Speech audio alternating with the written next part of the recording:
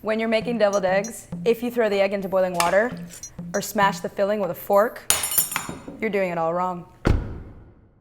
So the first thing that people do wrong when they're making deviled eggs is to throw the eggs directly into a pot of boiling water. Chances are the eggshell's gonna crack, especially if the egg is cold, and then you're gonna be left with an eggy, watery mess. The next thing that people do wrong is they walk away from the pot. If you walk away from the pot and you don't set a timer, you're gonna overcook your eggs, you're gonna end up with dry, crumbly, gray, sulfur-smelling eggs that taste like limp cabbage, and nobody wants to eat that. And then to make matters worse, after you've incorrectly cooked your eggs, you're gonna go and peel them while they're hot. That's just stupid. The shell's gonna stick to the egg, plus you're gonna burn your hands. And finally, the biggest offender when you're making your deviled egg mixture is this guy right here, the fork. If you use a fork to make the filling, you're gonna end up with a lumpy, chunky egg mess. And that is not an egg to be proud of.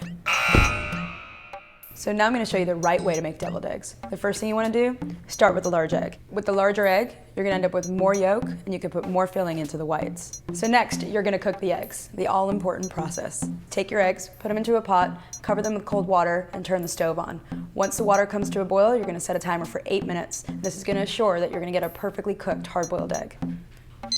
Once the eggs are cooked, you want to immediately take them out of the water and place them into an ice bath for about 5 minutes. And this stops the cooking process and makes them easier to peel.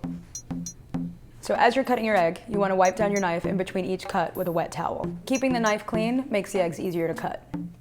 The most important point when you're making deviled eggs is using a food processor. Into it, you want to add a little bit of water, a ton of mayonnaise, all of your seasonings and flavors, and maybe some of those egg whites that broke along the way. This will ensure that your filling has a really nice silky texture. When the filling is ready, place it all into a plastic baggie, cut the corner off, and pipe away. Finally, you're ready to garnish your eggs. And this is where the fun part comes in. Traditionally, deviled eggs are garnished with paprika and chives. I like to use bacon, smoked salmon, capers, roasted peppers. Anything you want really will work. Just garnish away. If you follow all of these steps, you'll be left with perfectly cooked, velvety smooth deviled eggs.